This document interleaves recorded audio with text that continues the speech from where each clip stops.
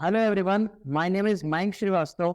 और आप सभी को जैसा कि हमने बताया था लास्ट वीडियो में कि हम वन शॉट में सारे चैप्टर्स जो हैं वो कवर कर रहे हैं। तो जो पहला चैप्टर आईसीएससी का फिजिक्स में क्लास 10th में हमारा फोर्स था, है ना। तो इस वीडियो में हम जो फोर्स है, फोर्स को वन शॉट में कवर करेंगे। और वन शॉट में भी मैंने बताया था कि पार्ट 1 और पार्ट 2 में कवर करने वाले हैं, है ना। अगर आप जब पार्ट 1 और पार्ट 2 दोनों देखते हैं तब जाके जो आपका चैप्टर है वो प्रॉपरली कंप्लीट हो पाएगा। तो बेटा एक और चीज सभी लोग याद रखेंगे कि जो भी मैं प्रीवियस ईयर क्वेश्चंस कराने वाला हूँ उन सब क्वेश्चंस को एक बार खुद से कॉपी में ट्राई करेंगे, फिर उसके बाद वीडियो को देखेंगे, है ना। तो ये सबसे इम्पोर्टेंट है। साथ ही साथ नोट्स बनाते चलेंगे। अगर नोट्स बनाते नहीं चल रहे हो, आप वीडियो को देखते हुए चल रहे हो, तो कुछ भी फायदा नहीं होने वाला है ना। तो प्रॉपरली नोट्स बनाते चले और जहां पे भी समझ में नहीं आता है वीडियो को पॉज करके फिर से उसको देख सकते हैं, ताकि आपको जो कॉन्सेप्ट है वो एक ही बार में क्लियर हो जाए। और एक चीज और मैं बताना चाहूंगा, यहाँ पर जो हम कवर करेंगे ये थोड़ा सा जल्दी करने वाले हैं, क्योंकि ये हमें भी पता है कि क्रैश कोर्स है और क्रैश कोर्स में हमें जो चीजों को जल्दी जल्दी कवर कराना पड़ता है, तो इसी वजह से भी हम थोड़ा सा इसमें स्पीड में रहेंगे, तो जल्दी जल्दी हमें समझना है चीजों को, ठीक है ना। तो फर्स्ट चैप्टर है फोर्स, और इसमें हम जो कवर करेंगे इस वीडियो में, that is force, turning effect of a force, previous year questions and equilibrium. तो ये जो सारी चीजें हैं हम इसमें कवर करने वाले हैं, है ना बेटा। तो अब सबसे पहले आगे चलते हैं, दैट इज सबको पता है फोर्स, है ना। Force is a physical cause that change और may tends to change the state of rest or state of a rest or state of a motion, है ना बेटा। तो देखो इसको अपन समझते हैं, फिर बाद में डेफिनेशन पे आएंगे। देखो अगर मेरे पास कोई ऑब्जेक्ट है और ऑब्जेक्ट पे अगर रखा हुआ है ब्लॉक है और यहाँ पे मैं पुश या पुल करता हूँ, अगर मैं पुश करता हूँ तो उसमें मैं क्या लगा रहा हूँ, फोर्स लगा रहा हूँ। और देखो ऑब्जेक्ट यहाँ पे मेरा कैसा है, अभी हो सकता है रिजिड भी हो सकता है नॉन रिजिड भी हो। रिजिड यानी कि जो सॉलिड है, और नॉन रिजिड यानी कि जो सॉलिड नहीं है, जैसे कि आटे की लोई होती है वो कैसी होती है, नॉन रिजिड होती है ना। वो कैसी होती है बेटा, नॉन रिजिड होती है। लेकिन यहाँ पर हमारा अभी कैसे मानते हुए चल रहे हैं इसको, ये कैसा है, रिजिड बॉडी है ना। ये क्या करता है कि जो ऑब्जेक्ट है उसको मोशन में भी ला सकता है, और हो सकता है कि मोशन में ना लाए। अगर कोई बड़ा ऑब्जेक्ट है, भारी ऑब्जेक्ट है, तो इट में change the state of object और इट में चेंज द शेप और साइज ऑफ ऑब्जेक्ट, है ना। हो सकता है कि इसमें कुछ हमें चेंजेस भी देखने को मिल जाए, है ना। और फोर्स बेटा कैसी क्वांटिटी होती है, वेक्टर क्वांटिटी। वेक्टर क्वांटिटी सभी को पता है ना। वेक्टर क्वांटिटी यानी कि इसमें क्या क्या होता है, मैग्नीट्यूड एंड दूसरा डायरेक्शन। तो जब भी फोर्स जहां पे भी लिखा होगा वहां पे आपको दो चीजें हमेशा बताई जाएंगी, पहला तो मैग्नीट्यूड है और दूसरा डायरेक्शन है। ये बात सभी को समझ में आ रही है कि नहीं आ रही है, ठीक है ना।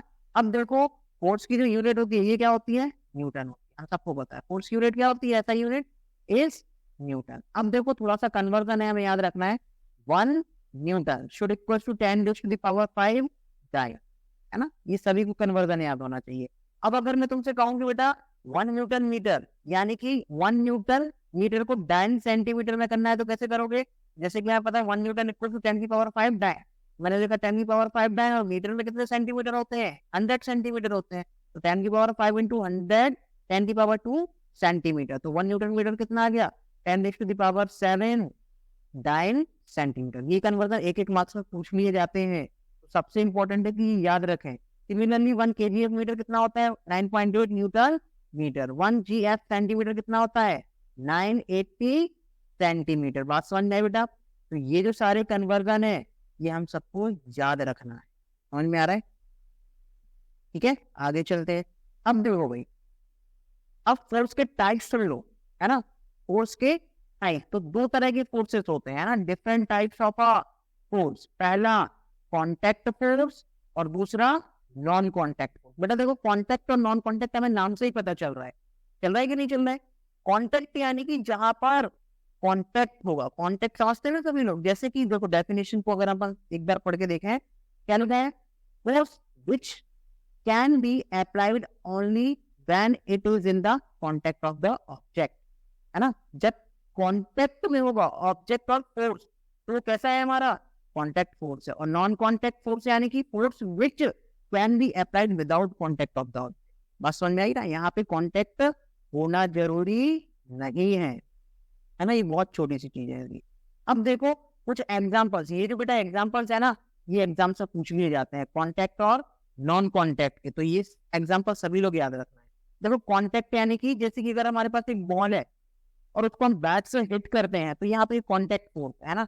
स्प्रिंग फोर्स मेरा कैसा है, कॉन्टेक्ट फोर्स है। जब मैं इसको इस एंड से इसको यहाँ पे खींचता हूँ, यहाँ पे खींचता हूँ, तो स्प्रिंग क्या डेवलप कर देती है, फोर्स डेवलप होता है। उसको कौन सा फोर्स बोला जाता है, स्प्रिंग फोर्स बोला जाता है ना। और ड्रैग फोर्स, ड्रैग यानी कि एयर रेजिस्टेंस। जैसे कि अगर हम किसी एक पर्टिकुलर ऑब्जेक्ट को ड्रॉप करते हैं ग्रेविटी में, तो वहां पे हमें कौन सा फोर्स देखने को मिलता है, ग्रेविटी सॉरी ड्रैग फोर्स देखने को मिलता है, या मैं बोलूँ रेजिस्टेंस, एयर रेजिस्टेंस देखने को मिलता है। Similarly frictional force, frictional force क्या होता है बेटा, जब हम भी किसी भी जब रिलेटिव मोशन होता है between the two object. For example अगर एक ब्लॉक है, यहाँ पे सरफेस है, सरफेस पे एक ब्लॉक रखा हुआ है, ब्लॉक इस डायरेक्शन में मूव कर रहा है, तो इन दोनों के बीच में क्या हो रहा है, मोशन हो रहा है। मोशन होने की वजह से फ्रिक्शन इसके बैक साइड में लगता है। तो हमें यहाँ पे क्या देखने को मिला, फ्रिक्शनल फोर्स। फ्रिक्शनल फोर्स भी किसका एग्जाम्पल है बेटा, कॉन्टैक्ट फोर्स का एग्जाम्पल है। बात समझ में आ रही है ना सभी को। तो फ्रिक्शनल फोर्स कहाँ पे आता है, जब भी मोशन होता है। एक होता है नॉर्मल फोर्स। देखो नॉर्मल, जो नॉर्मल जब लगता है जब ऑब्जेक्ट है ना, जैसे कि ये ऑब्जेक्ट है, ये रखा हुआ है सरफेस पे, तो सरफेस पे क्या लगाता है बेटा, ऊपर की तरफ नॉर्मल, परपेंडिकुलर 90 डिग्री है ना, परपेंडिकुलर क्या लगाता है, एक नॉर्मल फोर्स लगता है ना। ये भी एक इंपॉर्टेंट चीज है। एक और फोर्स यहाँ पे मेंशन नहीं है, दैट इज टेंशन। अब देखो टेंशन हम सबके जीवन में बहुत है कि नहीं। अब देखो एक टेंशन है, यहाँ भी पढ़नी है फिजिक्स में। फिजिक्स में टेंशन जो है ना, जैसे कि फॉर एग्जाम्पल एक मान लो हमारे पास एक रोप से एक ब्लॉक लटका हुआ है जिसका मास की एम है। अब इस रोप में ये क्या डेवलप करेगा, टेंशन डेवलप करेगा बेटा। तो ये टेंशन है, ये कैसी लगेगी, ऊपर की तरफ लगेगी है ना। तो टेंशन कहाँ पे आती है, जब रोप रस्सी होती है, जहाँ पे रस्सी स्ट्रिंग है ना, तो वहां पे हमें कौन सी फोर्स देखने को मिलती है बेटा, टेंशन फोर्स देखने को मिलती है। बात समझ में आई। अब देखो non contact, non contact force के example, magnetic force. Magnetic force देखा होगा कि जब भी हम दो मैग्नेट को पास में लाते हैं तो आपस में वो कैसे हो जाती है, चिपक जाती है, चिपक जाती है कि नहीं चिपक जाती है। ये किसका एग्जांपल है, नॉन कॉन्टैक्ट का example. Similarly electric force, electric force यहाँ पे आप देखोगे कि इनके बीच में इलेक्ट्रॉन्स न्यूट्रॉन्स है ना, इन सब के बीच में क्या होता है, अट्रैक्शन फोर्स होता है। ये फ्यूचर में जाके आप लोग पढ़ोगे है ना, 12th क्लास में इलेक्ट्रोस्टैट के नाम से। जब यहाँ पे आप देखोगे यहाँ पे फोर्स ऑफ अट्रैक्शन की फोर्स फॉर्मूला भी पढ़ोगे। Similarly gravitational force, gravitational force हम सबको पता है कि कौन सा फोर्स होता है, gravitational force non contact force होता है। जैसे कि कोई ऑब्जेक्ट है, अगर लेट सपोज कि जैसे कि एक ये मान लो सरफेस है ना, और यहाँ पे मैं एक ऑब्जेक्ट को ड्रॉप कर रहा हूँ, ये नीचे किस वजह से आता है, ग्रेविटेशनल फोर्स की वजह से आता है बेटा। किस वजह से आता है, ग्रेविटेशनल फोर्स की वजह से आता है। तो बात समझ में आई। ये सारे हमारे किसके एग्जाम्पल थे, नॉन कॉन्टैक्ट के। तो ये जो क्वेश्चन है ना, एक एक मार्क्स से पूछ लिए जाते हैं, तो बेटा सबको अच्छे से याद रखें, कॉन्टैक्ट फोर्स और नॉन कॉन्टैक्ट फोर्स। अब चलो बेटा आगे बढ़ते हैं। अब देखो सबसे इंपॉर्टेंट चीज क्या है कि जब हमने अभी फोर्स के बारे में पढ़ ली है ना, अब हम किसी भी बॉडी पे जब फोर्स लगाते हैं तो क्या पॉसिबिलिटी है, बॉडी मूव करेगी। सीधी सी बात है, बॉडी कैसे करेगी, मूव करेगी। अब देखो जब बॉडी मोशन में आएगी ना, तो यहाँ पे दो केस पॉसिबल है। पहला लीनियर और ट्रांसलेशन मोशन हमें देखने को मिल सकता है, और दूसरा रोटेशनल मोशन देखने को मिलता है। अभी एक एक करके हम समझेंगे इनके बारे में। तो एक और चीज सभी याद रखेंगे कि लीनियर और ट्रांसलेशन ये दोनों कैसे है, सेम ही टर्म है, या मैं इसको बोलूँ वन डायमेंशनल मोशन। कैसा, वन डायमेंशनल, इसमें आपको एक ही डायरेक्शन में मोशन देखने को मिलेगा। फॉर एग्जाम्पल एक मेरे पास अगर बॉल है ना, इसको अगर हम दूसरे एग्जाम्पल देखो बेटा, अगर एक ब्लॉक है मेरे पास और ब्लॉक में मैं यहाँ से इस पे फोर्स लगा रहा हूँ है ना, इस पे फोर्स लगा रहा हूँ, तो ब्लॉक कैसा मूव करेगा, इसी डायरेक्शन में मूव करेगा। तो ये कैसा मोशन है, ट्रांसलेशन मोशन है, या मैं बोलूँ लीनियर मोशन। देखो एक बार हम डेफिनेशन और पढ़ेंगे। हाँ एक और चीज इंपॉर्टेंट की बॉडी कैसी होनी चाहिए, रिजिड होनी चाहिए, सॉलिड होनी चाहिए। आटे की लोई नहीं होनी चाहिए। आटे की लोई कैसी सॉलिड होती है क्या, नहीं होती है। तो कैसी है, नॉन रिजिड बॉडी। तो सबसे इंपॉर्टेंट है बेटा ट्रांसलेशन मोशन के लिए कि रिजिड बॉडी होनी चाहिए है ना, रिजिड यानी कि solid. When a force acts on a stationary rigid body which is free to move, the body start move in the straight path in the direction of a force. This is called linear or translation motion है ना। तो ये same चीज अपन ने यहाँ पर discuss करी। अब देखो रोटेशनल मोशन क्या होता है बेटा। रोटेशनल मोशन में भी फोर्स तो हम लगाते हैं, लेकिन और यहाँ पे भी बॉडी कैसी होती है, रिजिड होती है, लेकिन यहाँ पर एक पाइवोटेड पॉइंट होता है। पाइवोटेड यानी कि फिक्स्ड पॉइंट होता है। फिक्स्ड पॉइंट होने की वजह से हमें यहाँ पे कैसा मोशन देखने को मिलेगा, रोटेशनल मोशन देखने को मिलेगा। बात समझ में आ रही है ना बेटा सभी को? यहाँ पे हमें कैसा मोशन देखने को मिलेगा, रोटेशन मोशन मिलेगा। जैसे कि ये व्हील है, व्हील यहाँ पे फिक्स्ड है और यहाँ से अगर मैं फोर्स लगाता हूँ तो बॉडी ऐसे मूव करेगी कि नहीं करेगी, करेगी, है ना। तो ये कैसा मोशन है बेटा, रोटेशनल मोशन है। बात समझ में आई ना यहाँ तक सभी को? अब तो आगे बढ़ते हैं। अब देखो हमने लीनियर मोशन पढ़ा, ट्रांसलेशन मोशन पढ़ा। अब थोड़ा सा एक बार हम इन दोनों चीजों को समराइज कर लेते हैं, अभी तक हमने क्या पढ़ा। बट देखो हमने अगर किसी बॉडी पे फोर्स लगाया, है ना, सबको दिख रहा है ना प्रॉपर। अब फोर्स हम लगाते हैं तो हम यहाँ पे बॉडी कैसी मान के चल रहे हैं कि बॉडी कैसी है बेटा, रिजिड है, रिजिड है ना बेटा। बॉडी कैसी है हमारी, रिजिड है। अब देखो दो तरह से हमने फोर्स लगाया। पहला पहला बच्चों अगर नॉन पाइवोटेड है ना, तो वो क्या, हाँ देखो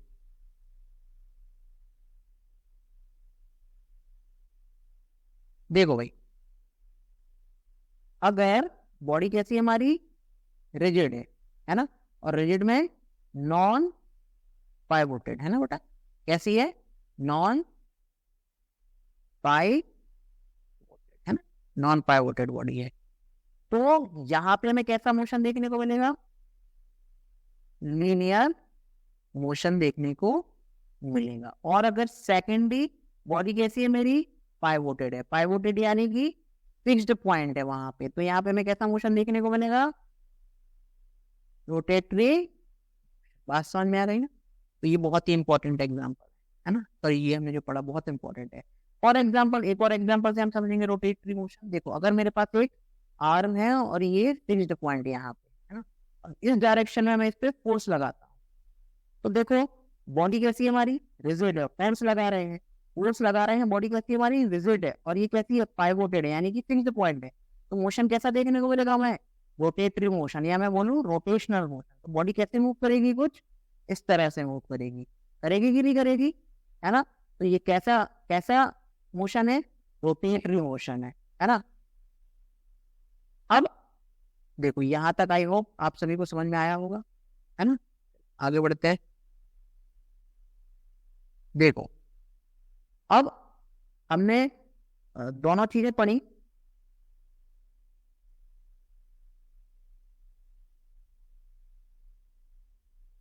देखो बेटा हमने पढ़ा ट्रांसलेशन और रोटेशनल मोशन। अब आगे बढ़ते हैं।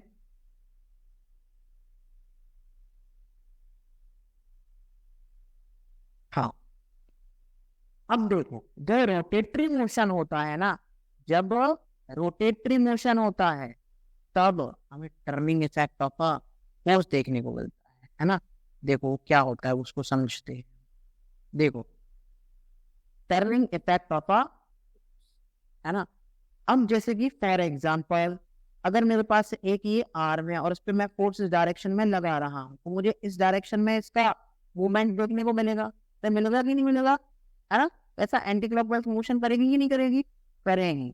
तो इसी को हम क्या बोलते हैं, turning effect of a force. Force की वजह से हमें क्या देखने को मिला, टर्निंग इफेक्ट देखने को मिला। सिमिलरली ये गेट है मेरे पास, और बेटा गेट कैसा है, इस डायरेक्शन में हिंज है, हिंज यानी कि फिक्स्ड है ना। और इस पे अगर फोर्स लगाओगे इस डायरेक्शन में, है ना, इस डायरेक्शन में लगाओगे तो गेट में हमें कैसा देखने को मिलेगा, टर्निंग इफेक्ट देखने को मिलेगा। गेट कैसा खुलने प्रयास करेगा, है ना, गेट क्या होगा, खुलेगा। तो ये इसी को हम क्या बोलते हैं, turning effect of a force. क्यों देखने को मिला, क्योंकि यहाँ पे फोर्स लगा है। अब देखो turning effect of a force, एक बार डेफिनेशन ही पढ़ लेते हैं। The turning effect of a force is also known as torque, है ना। मैं तो इसको अक्सर ही टॉर्क के नाम से याद रखता हूँ, आसान रहता है। It is the rotational force cause an object rotate around an axis। जैसे कि इसके एक्सिस के अराउंड तो क्या मिल रहा है देखने को, रोटेशनल देखने को मिल रहा है बेटा। अब देखो इसका फॉर्मूला होता है, ये सब लोग बच्चे बहुत भूल जाते हैं, तो याद रखेंगे, torque should equals to force into distance. और बेटा इसको ऐसे भी लिखा जाता है, force into r perpendicular. Torque should equals to force into r perpendicular. ये बहुत ही इंपॉर्टेंट है, ये याद रखें। और इसकी देखो ऐसा यूनिट क्या है बेटा, फोर्स की यूनिट न्यूटन, और रेडियस ये जो आर है डिस्टेंस को किस में मेजर करते हैं, मीटर में मेजर करते हैं, तो इसकी यूनिट क्या जाएगी, न्यूटन मीटर, है ना। तो ये भी एक मार्क्स से पूछ लिए जाते हैं क्वेश्चंस, बताओ यूनिट्स क्या है ना। तो यहाँ तक आई होप समझ में आया होगा सभी को। आगे बढ़ते हैं। अब देखो भाई, हाँ सबसे इम्पोर्टेंट, अब देखो जब हमें turning effect of a force देखने को मिलता है ना, जब बॉडी रोटेट करती है बेटा, तो होता क्या है। अब हो सकता है कि फॉर एग्जांपल अगर मान लो एक यहाँ पे फिक्स्ड पॉइंट दे रखा है और यहाँ पे मैं कुछ इस डायरेक्शन में फोर्स लगा रहा हूँ, तो कैसा मूव करेगा ये, ऐसा मूव करेगा, है ना। तो ये कौन सी डायरेक्शन हुई, एंटी क्लॉकवाइज डायरेक्शन। कैसी डायरेक्शन में मूव कर रहा है बेटा, एंटी क्लॉकवाइज। यहाँ पे CCW लिखा है, ये इसको हटा के क्या लिखो बेटा इसमें, ACW, एंटी क्लॉक वाइज, है ना, एंटी क्लॉक वाइज डायरेक्शन। बेटा ये कन्वेंशनल होता है कि एंटी क्लॉक वाइज डायरेक्शन को हम कैसा लेंगे, इसका टॉर्क पॉजिटिव लेते हैं, तो इसका जो टॉर्क है ये हमें कैसा लेना है बेटा, पॉजिटिव। और फॉर एग्जाम्पल अगर एक और मेरे पास आर्म है और इसमें ये भी फिक्स्ड है और इसमें मैं इस डायरेक्शन में फोर्स लगा रहा हूँ, तो ये कैसे मूव करेगी, कुछ इस डायरेक्शन में मूव करेगी, क्लॉकवाइज। और क्लॉकवाइज को हमें कैसा लेना है, clockwise movement of a force कैसा लेना है बेटा, नेगेटिव लेना है। बात समझ में आई ना, ठीक है। तो ये बहुत ही इंपॉर्टेंट है, पॉजिटिव कब लेना है और नेगेटिव कब लेना है। पॉजिटिव कब लोगे बेटा, जब एंटी क्लॉकवाइज हो, और नेगेटिव कब लोगे, क्लॉकवाइज। क्लॉकवाइज मोशन देखने को मिले। बात समझ में आई, चलो आगे बढ़ते हैं। अब देखो भाई, हमने डायरेक्शन की बात करी, हमने डेफिनेशंस की बात करी, अब हमें जो पढ़ना है, हाँ turning effect of a force maximum. देखो अब देखो, हमने अभी अभी फॉर्मूला पढ़ा कि turning effect of a force का। क्या पढ़ा हमने बेटा, फॉर्मूला बहुत इंपॉर्टेंट है। फॉर्मूला भूल गए तो मतलब इस चैप्टर में गए। फॉर्मूला इसलिए सबको याद होना चाहिए, ये तो हो गई सबको। T is equal to force into r, force या आर, चलो डी लिख लो यार, नहीं तो कंफ्यूज हो गए, डी। और ये डिस्टेंस परपेंडिकुलर लेते हैं हम, है ना, ये फॉर्मूला है। अब इसको मैक्सिमम करने का तरीका समझो क्या है बेटा, या तो जैसे कि या तो एफ को मैक्स कर दो, फोर्स जितनी दम लगा सकते हो लगा दो, एफ मैक्स, है ना, या डी को मैक्सिमम कर दो, है ना, डी जितना दूर लगा सकते हो। ये डी मैक्सिमम का देखो समझो क्या होता है, इसका मतलब क्या होता है। फॉर एग्जाम्पल बेटा यहाँ पे गेट है ना, ये गेट है तुम्हारा। अब देखो बच्चों, अब देखो यहाँ पे ये जो गेट है ना, ये इसका राउंड कैसा है बेटा, फिक्स्ड है। अब ये रिंग पॉइंट है ना, अब इस पे अगर तुम फोर्स लगाते हो, है ना, इस पे फोर्स अगर तुम लगाते हो तो गेट में हमें टर्निंग इफेक्ट देखने को मिलेगा। अगर फॉर एग्जांपल एक फोर्स तुम यहाँ से लगाते हो, एक फोर्स यहाँ से लगाते हो, और एक फोर्स यहाँ एकदम कोने से लगाते हो, वन, देखो बेटा एक फोर्स यहाँ से, एक फोर्स यहाँ से, एक फोर्स यहाँ से, 1 2 3, तो बताओ कहाँ ज्यादा टर्निंग इफेक्ट देखने को मिलेगा, या मैं बोलूं कि कहाँ पर तुम्हें आजा आसानी से गेट खुलने को मिलेगा। तो आंसर है 3 नंबर, फिर थर्ड।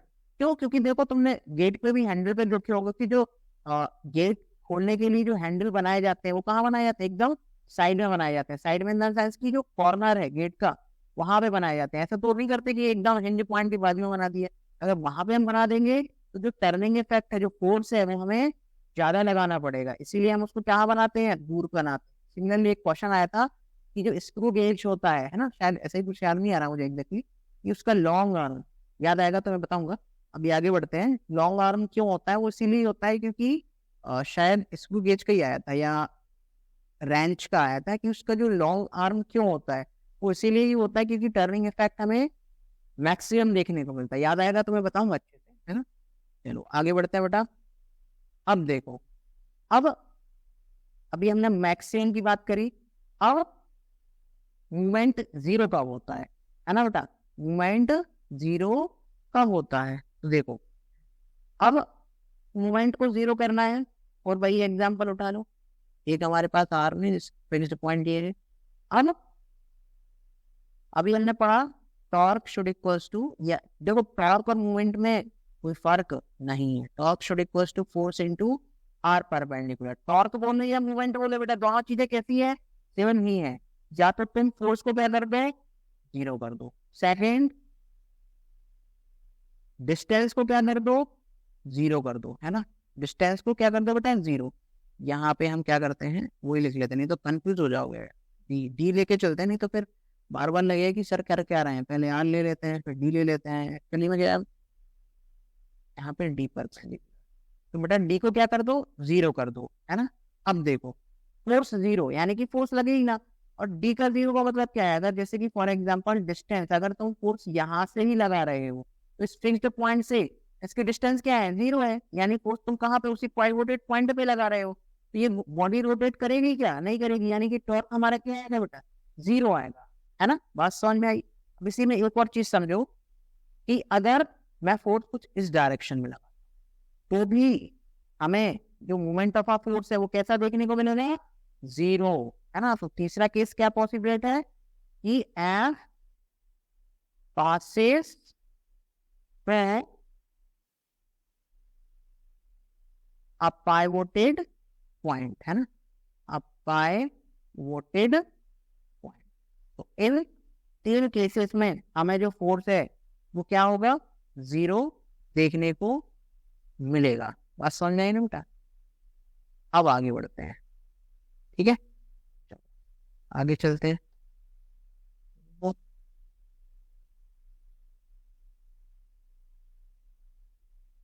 हाँ, अब प्रीवियस ईयर जिसका सभी को इंतजार नहीं था आई थिंक, है ना, वैसे रहता है, कुछ लोगों को रहता भी है, लेकिन कुछ लोग सोचते हैं क्वेश्चन तो ना ही हो तो ही बेटर है।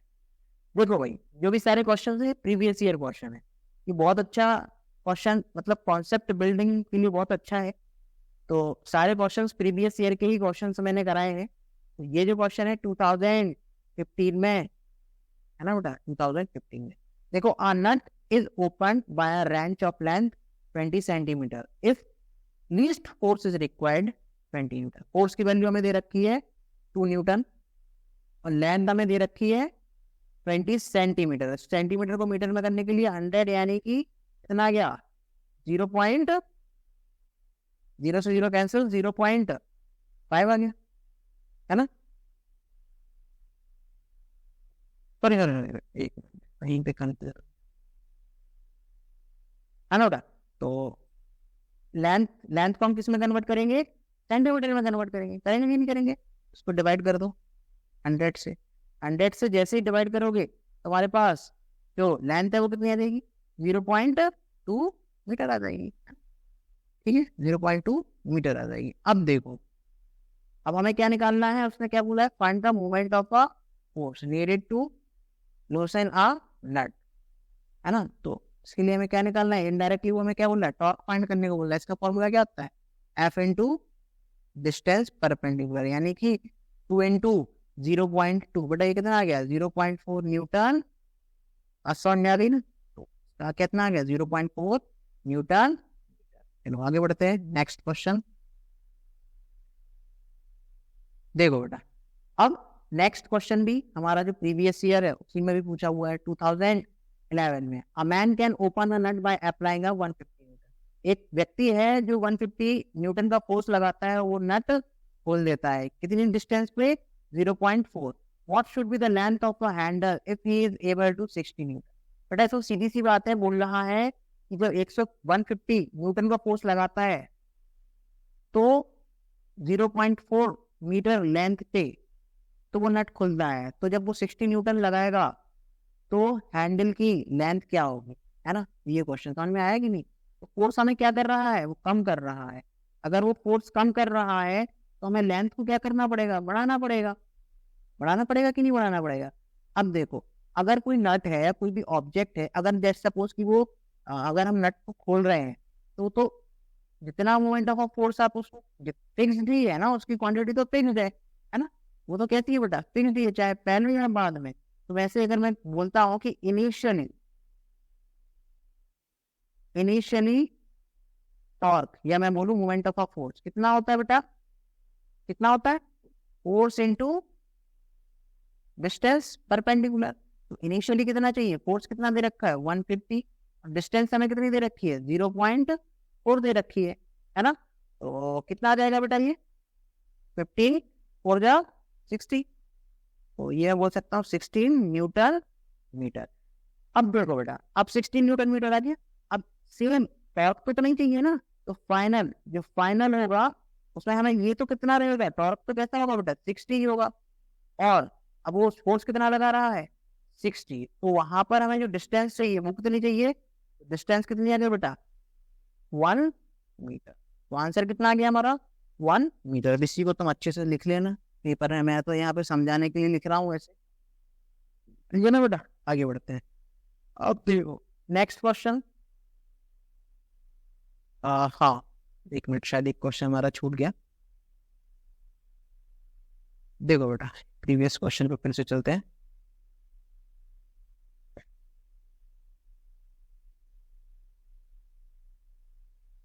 ये तो अभी है नेक्स्ट। हाँ देखो बेटा अगला क्वेश्चन हमारे पास आ गया है 2014 में पूछा था, है ना, इसको भी आईसीएससी 2014 में पूछा है। Two force 5 newton act vertically upward and downward respectively on the ends of the uniform metre rule. तो कुछ नहीं दे रखा है, दर सीधा समझो। एक सीसॉ है, सीसॉ पे एक फोर्स ऐसा लग रहा है 5 न्यूटन का, और 5 न्यूटन का इस डायरेक्शन में लग रहा है कि नहीं लग रहा है बेटा। अब देखो ये जो फोर्स है 5 न्यूटन का, ये कैसा इसको रोटेट करना चाहेगा, कुछ इस डायरेक्शन, ये कुछ इस डायरेक्शन में। फील आ रहा है कि नहीं आ रहा है, इसको कैसे घुमाएगा, कुछ इस डायरेक्शन में घुमाएगा। अरे घुमाएगा कि नहीं घुमाएगा, घुमाएगा ना। तो देखो है ना, तो अगर ऐसी बात है तो इसको मैं बोल सकता हूँ ये कौन सी डायरेक्शन में घुमा रहे हैं, एंटी क्लॉकवाइज, और ये क्लॉकवाइज डायरेक्शन में घुमा रहा है ना। अब देखो तो उसने क्या बोला है, the magnitude of the resultant movement of these forces about the mid. तो रिजल्टेंट बताना है, बहुत ही सिंपल है। तो अगर मैं इसका देखूं, है ना, इसको मैं बोल देता हूँ T1, इस वाले को मैं क्या बोल देता हूँ बेटा T1। T1 T1 कितना होगा, फोर्स इनटू डिस्टेंस। फोर्स मेरा कितना दे रखा है 5, डिस्टेंस देखो 50 सेंटीमीटर पे ये है ना, है ना, कितनी पे दे रखा है 50 सेंटीमीटर पे। ये मिड पॉइंट है इसका। टोटल शायद यहाँ पे कुछ मिसिंग है, आई थिंक यहाँ पे 100 होना चाहिए। जो टोटल लेंथ है ना रूलर की, वो कितनी होनी चाहिए 100 सेंटीमीटर। तो ये क्वेश्चन में शायद यहाँ पे मिसिंग है, तो 100 सेंटीमीटर है ना। तो ये अगर मिडल पे 50 है, तो यहाँ पर ये जो डिस्टेंस है ये कितनी हो जाएगी 50 हो जाएगी, है ना। तो इसको मैं बोल सकता हूँ इंटू 50, और ये किसमें है सेंटीमीटर में, तो डिवाइड करेंगे 100 से, है ना। तो कितना आ जाएगा मेरा 2.5 न्यूटन, और कितना आ गया मेरा 2.5। सिमिलरली अब देखो ये कैसा था बेटा, ये वाला जो था ये कैसा था, ये एंटी क्लॉकवाइज था, है ना। अरे यहाँ पे मैंने गलत से लिख दिया एंटी क्लॉकवाइज। ये कैसा है बेटा मेरा, ये भी कैसा है,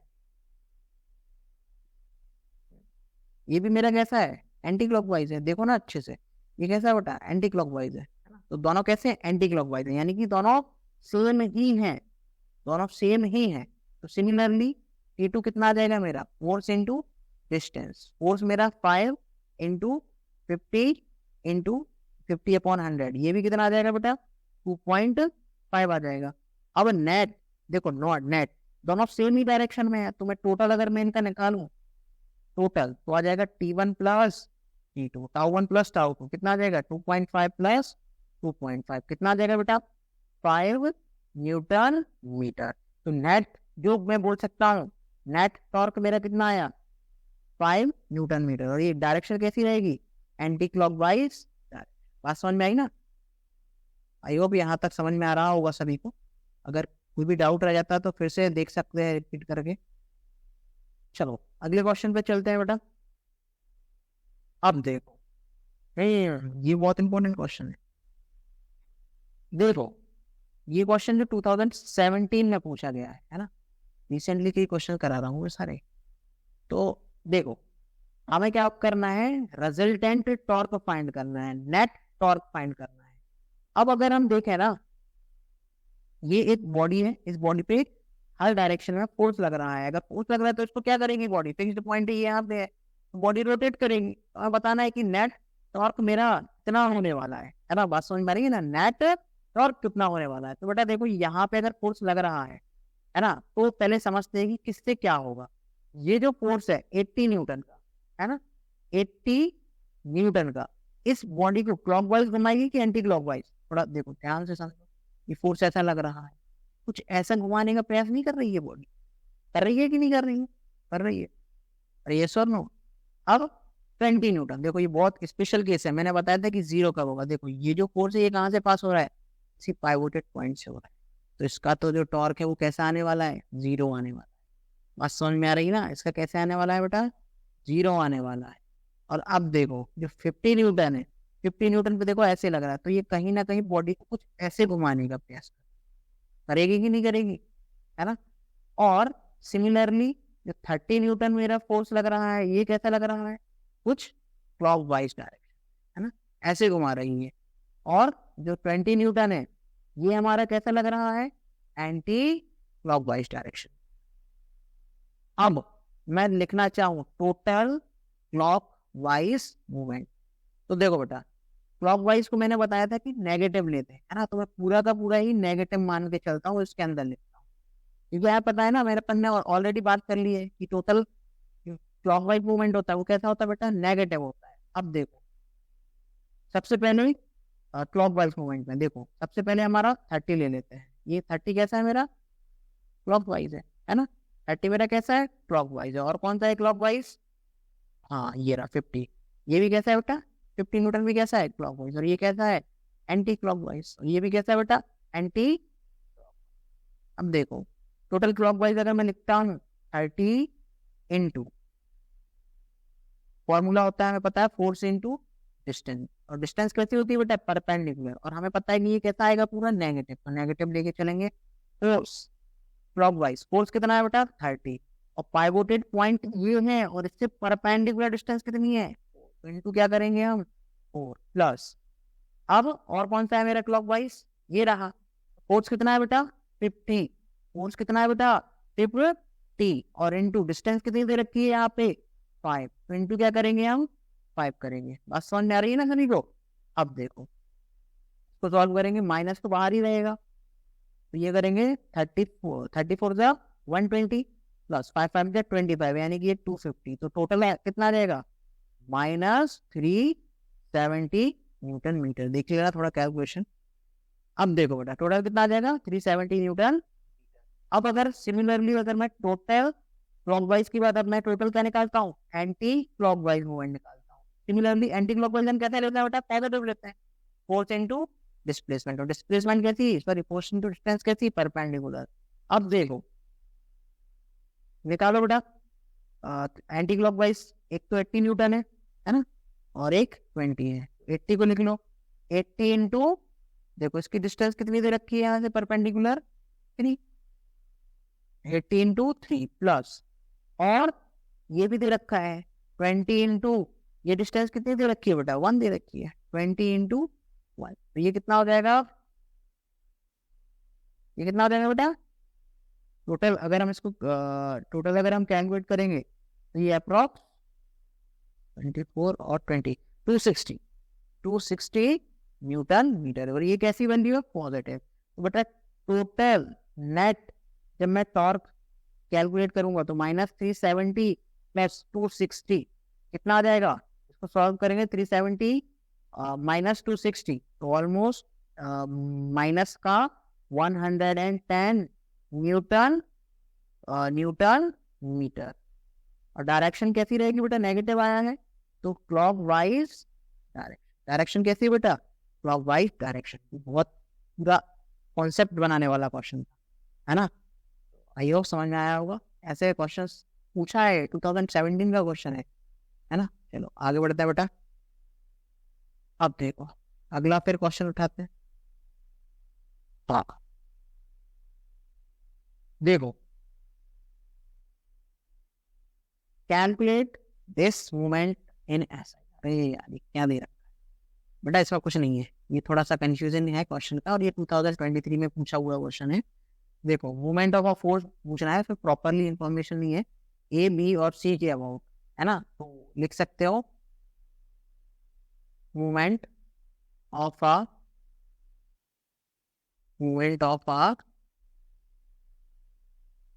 फोर्स अबाउट ए, क्या हो जाएगा बेटा, फोर्स इनटू डिस्प्लेसमेंट। फोर्स कितना है बेटा, फोर्स इनटू डिस्टेंस, फोर्स है मेरा 10, डिस्टेंस मेरा कितना है देखो 4 सेंटीमीटर, पाइवोटेड पॉइंट से, तो सेंटीमीटर को कर लो मीटर में, तो 0.04, तो ये क्या आ जाएगा 0.4 न्यूटन मीटर। सिमिलरली ए के अबाउट किया, बी के अबाउट कर लो, सी के अबाउट, ठीक है, सेम सेम चीज है, बस और कुछ भी नहीं है इसमें। आगे बढ़ते हैं अपन। हाँ, ये थोड़ा सा अच्छा क्वेश्चन, अच्छा क्वेश्चन मतलब ठीक है, अच्छा तो नहीं बोलना चाहिए लेकिन ठीक है। चलो, 23 रिसेंटली में पूछा हुआ क्वेश्चन है ना, थोड़ा ये वैरायटी आपको इसमें देखने को मिलेगी। देखो, if a moment of a force F centered O is 6 Newton meter. Calculate the moment of a force F about A. बेटा हमें मोमेंट ऑफ अ फोर्स दे रखा है अबाउट, कितना दे रखा है moment of a force, moment of a force हमें कितना दे रखा है अबाउट O, अबाउट O दे रखा है 6 न्यूटन मीटर। अब हम इसको सॉल्व करेंगे तो क्या होता है, फोर्स इनटू डिस्टेंस, और ये हमें दे रखा है 6, फोर्स कितना लग रहा है बेटा 20, और इनटू डिस्टेंस दी। तो यहाँ से हमें क्या मिल जाएगी, इसकी रेडियस मिल जाएगी, या मैं बोलूं आर परपेंडिकुलर मिल जाएगा। अरे मिल जाएगा कि नहीं मिल जाएगा, मिल जाएगा। अब देखो डी कितना आएगा मेरा, ऑलमोस्ट 6/20, इसको सॉल्व करो तो 6/20 है ना, ऑलमोस्ट 6 to 3, 0.3 मीटर, 0.3 मीटर। बेटा कितना आएगा, 0.3 मीटर आ जाएगा। अब देखो हमें डी मिल गया है ना, यहाँ से यहाँ के बीच की डिस्टेंस मिल गई है। अब हमसे पूछा है फोर्स, सॉरी मूवमेंट अबाउट ए के अबाउट हमसे मूवमेंट पूछा है, तो बेटा फाइंड कर लो टी अबाउट ए कितना होता है, फोर्स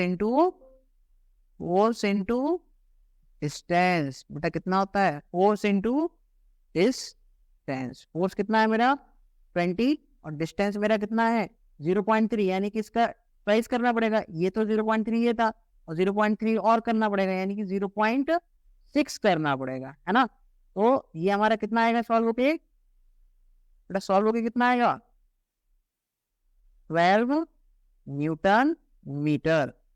आई होप आप सभी को समझ में आ रहा होगा, सारी चीजें अच्छे से आ रही है कि नहीं आ रही, है ना। तो ये लास्ट क्वेश्चन, तो अभी हम इक्विलिब्रियम करेंगे।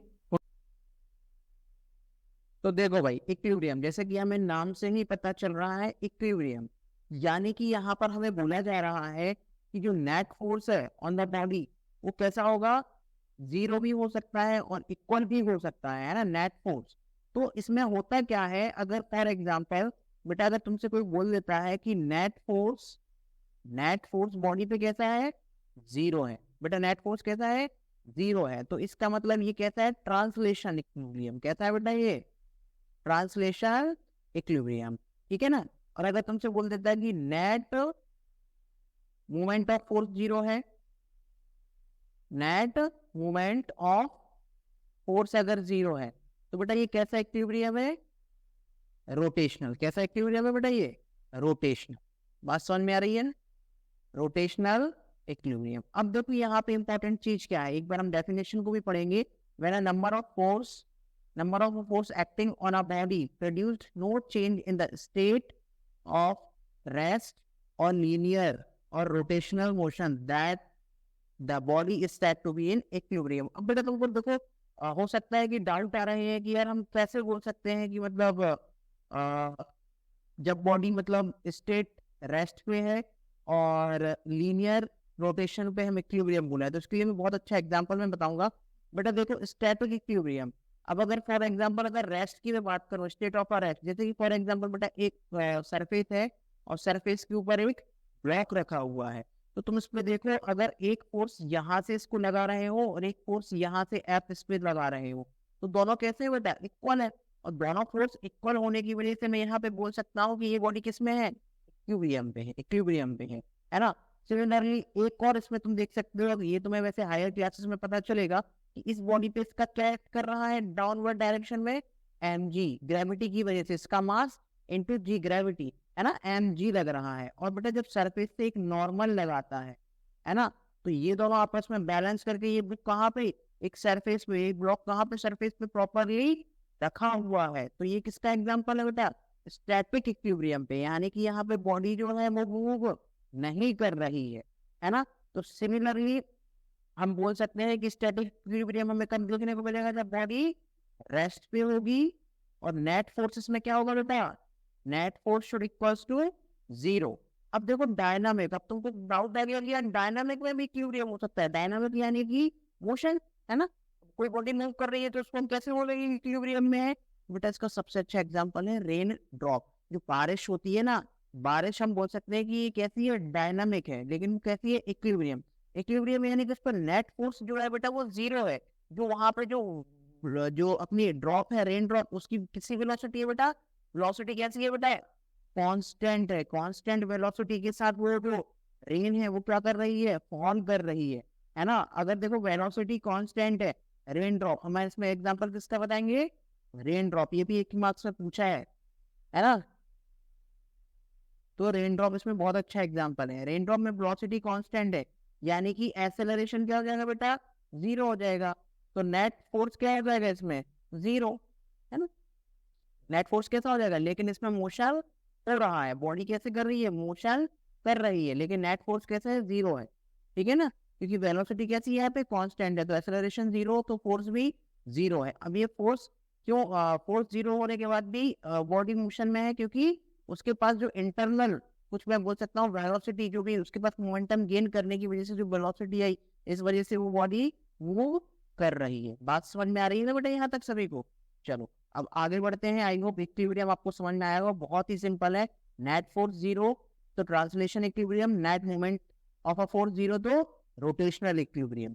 अब बेटा देखो स्टैटिक इक्विलिब्रियम का एग्जांपल हमने बताया कि ब्लॉक है, या फिर मैं बोलूं कि बुक ऑन द सरफेस। और डायनामिक इक्विलिब्रियम का एग्जांपल हमने लिया रेन ड्रॉप, है ना। तो ये 2 प्रकार के इक्विलिब्रियम थे, है ना। तो ये एक एक मार्क्स में आ जाते हैं कि डायनामिक इक्विलिब्रियम का एग्जांपल दो, ठीक है ना। तो ये हमने पढ़ा। अब देखो भाई, अब हम थोड़ा सा इसमें, हाँ, अब देखो हम प्रिंसिपल ऑफ अ मूवमेंट पढ़ लेते हैं, है ना। हमने अभी इक्विलिब्रियम पढ़ा, अब देखो principle of a movement of a force at equilibrium. Principle of movement of a force at equilibrium. तो बेटा यहाँ पे हमें कुछ नहीं करना है, यहाँ पे हमें पता है कि movement of a force at equilibrium, equilibrium पे मूवमेंट ऑफ अ फोर्स क्या होगा। तो बेटा हमेशा याद रखो, net movement of a force at equilibrium क्या होने वाला है बेटा, 0 होगा, है ना। यानी कि anti clockwise movement should equals to clockwise movement, है ना, क्लॉकवाइज मूवमेंट ऑफ अ, बात समझ में आई ना बेटा। तो anti clockwise movement should equals to clockwise movement, है ना। तो ये इंपॉर्टेंट पॉइंट है। नेट फोर्स यहाँ पे क्या है, नेट में मूवमेंट ऑफ अ फोर्स कैसा है बेटा, यहाँ पे 0 है, यानी कि anti clockwise movement of a force should equals to clockwise movement of a force. बात समझ में आ रही ना। और यहाँ पे हम सबको पता है कि एंटी क्लॉकवाइज मूवमेंट हम कैसा लेते हैं बेटा, पॉजिटिव लेते हैं, और क्लॉकवाइज मूवमेंट कैसा लेते हैं बेटा, नेगेटिव लेते हैं, है ना। तो हमें बस इतनी सी चीज याद रखनी है कि हमें जब भी movement of a force equilibrium पे जब हमें दे रखा है, तो हम क्या करेंगे बेटा, net movement of a force क्या कर देंगे बेटा, 0, यानी कि anti clockwise should equal to clockwise. आज समझ में आ नहीं रहे सभी को। अब चलो आगे बढ़ते हैं, ये याद रखें सभी लोग।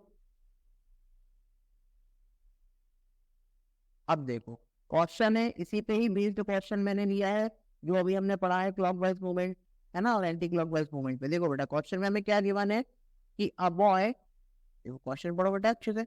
अ boy of a mass 30 kg sitting at a distance 2 metre from a middle of a seesaw. Seesaw सबको पता है ना, जो पार्क में लगे रहते हैं, एक दो साइड दो लोग बैठते हैं, उसको क्या बोलते हैं, सीसो बोलते हैं। अब देखो एक का मास हमें दे रखा है, जैसे कि फॉर एग्जांपल मैं बना लेता हूँ, सीसो बना लेता हूँ। ये हमारा ये हो गया, एक इधर पे बैठा है और एक इधर पे बैठा है ना।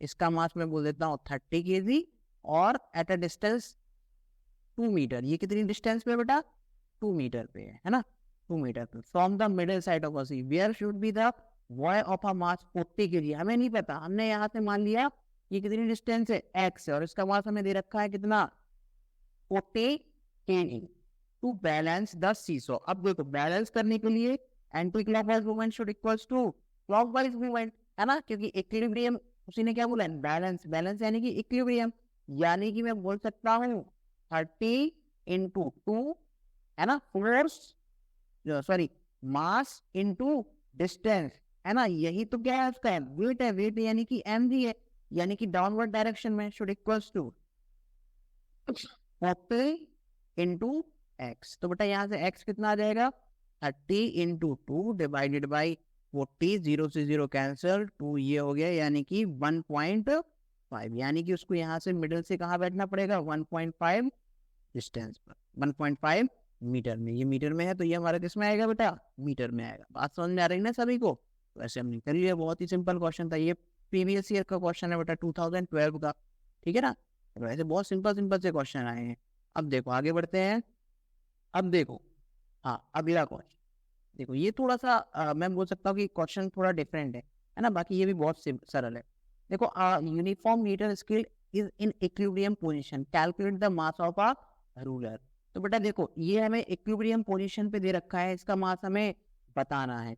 तो बेटा जैसे कि फॉर एग्जांपल ये जो है, ये कहाँ से, ये फलक्रम यहाँ पे कहाँ पे है, 30 सेंटीमीटर पे है, और ये 5 पे दे रखा है ना, और यहाँ से 40 जीएफ का एक्ट कर रहा है ना बेट। तो मैं इसको लिख सकता हूँ कि 40, देखो अभी मैं बताता हूँ क्यों लिखा मैंने, 40 इंटू फलक्रम से इसकी डिस्टेंस 30 माइनस 5। देखो 30 - 5 क्यों लिखा बेटा मैंने, 5, ये 5 में है ना, और फलक्रम से इसकी डिस्टेंस चाहिए, इसीलिए मैंने क्या किया, ये वाली, ये 5 से माइनस करके तो ये 25 आ गई, है ना। शुड इक्वल्स टू मास, इस रूलर का मास। अब देखो, अभी मैं बताता हूँ, ये मैंने तुम्हें 50 - 30 क्यों लिखा, देखो अब समझो बेटा, ये यूनिफॉर्म रॉड है ना, यूनिफॉर्म स्केल है। अगर इसका पूरा मास में m बोल देता हूँ, तो जिसका जो मास है ना, जो सेंटर ऑफ मास उसका कहाँ पे होगा, L/2 पे होगा, यानी कि टोटल लेंथ इसकी 100 है, तो इसकी हाफ जब मैं करूंगा तो 50 यहाँ कहीं आएगा, आएगा कि नहीं आएगा। तो मैं बोल सकता हूँ कि जो इसका सेंटर ऑफ मास है, जो नेट मास है, इसका कहाँ पे एक्ट करेगा, at the point of centre of a rod, या मैं बोलूँ at the centre of a mass. उसको अभी आगे जाके पढ़ोगे आप लोग, है ना। तो ये जो डिस्टेंस है ये कितनी हो गई बेटा, 50 सेंटीमीटर। अपन ने यहाँ पे सेंटर ऑफ मास की डिस्टेंस हमने बता दी, तो ये जो डिस्टेंस यहाँ से कितनी हो जाएगी, ये 30 है, ये 50 है, तो 50 - 30 करेंगे तो कितना आएगा, ये 20 लिखा है।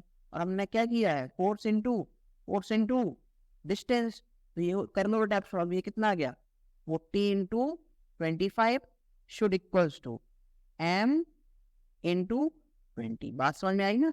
तो अब यहाँ से m को हम सॉल्व करेंगे, m कितना हो जाएगा बेटा, 40 × 25 डिवाइडेड बाई 20। इसको सॉल्व करो, 5 5 जो 25, 5 4 जा 24 से करोगे तो 10, यानी कि 50। बात समझ में आई ना, हाँ 50 जी। तो ये हमने सॉल्व किया, ये भी लास्ट ईयर 2007 में पूछा गया है रिसेंटली, है ना। तो ये सारी हमने चीजें करी बेटा, आज हमने इक्विलिब्रियम किया। अब इसके जो हम देख लेते हैं, और कुछ तो नहीं बचा। हाँ, एक और क्वेश्चन रह गया था। देखो भाई, क्वेश्चन में क्या दे रखा है हमें, a uniform metre scale is an equilibrium, calculate the, ये तो सेम अभी क्वेश्चन किया है, ये तो सिंपल, अब सभी लोग कर ही लोगे आप लोग, है ना। देखो 30 सेंटीमीटर में फलक्रम है, और 5 सेंटीमीटर यहाँ से इस पे वेट एक्ट कर रहा है, तो अभी अभी हमने करा, तो ये क्या कैसे लिखेंगे, 40 × 30 - 5, क्योंकि बेटा ये जो डिस्टेंस है फलक्रम से, ये डिस्टेंस कितनी होगी, 25 होगी, क्योंकि 5 पे दे रखा है, शुड इक्वल टू इसका सेंटर ऑफ मास 50 पे एक्ट करेगा, है ना। तो मैं इसको बोल देता हूँ मास इंटू m, और जो डिस्टेंस है ये 50 - 30 हो जाएगी कि नहीं हो जाएगी बेटा, ये कितना आ जाएगा, 40 × 25, है ना, डिवाइडेड बाई 20, है ना। तो ये इसको सॉल्व करेंगे, ये आ गया 2, यानी कि मास मेरा कितना आ गया बेटा, इसको अपन ने सॉल्व किया तो 50, और ये किस में आएगा, calculate the weight in a metre scale. अगर मैं इसको बेटा ZF में लिखना चाहूंगा, है ना, ये तो हमारा मास आ गया,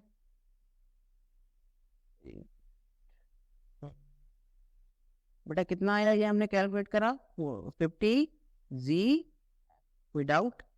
अब देखो अगले में क्या दे रखा है, which of the following option is correct to keep the ruler in the equilibrium ban 40 GF is shifted to the 0 centimetre. बेटा जब अगर हम इसको इधर लेफ्ट साइड शिफ्ट करेंगे, इसको हम अगर लेफ्ट साइड शिफ्ट कर देंगे तो होगा क्या उससे कि अनबैलेंस्ड हो जाएगा। अनबैलेंस्ड हो जाने की वजह से, अब अनबैलेंस्ड हो जाने की वजह से क्या होगा कि जो इक्विलिब्रियम है वो इस डायरेक्शन में डाउन नीचे की तरफ आना आएगा, और नीचे की तरफ आएगा तो ये कहाँ होगा, उठेगा फिर ऊपर उठ जाएगा। तो उसने हमसे क्या पूछा है, which of the following option is correct to keep the ruler equilibrium when 40 GF weight is shifted to the 0 centimeter mark। तो F should be shifted towards 0। तो बेटा इसको भी हमें कहाँ शिफ्ट करना पड़ेगा, इधर की तरफ।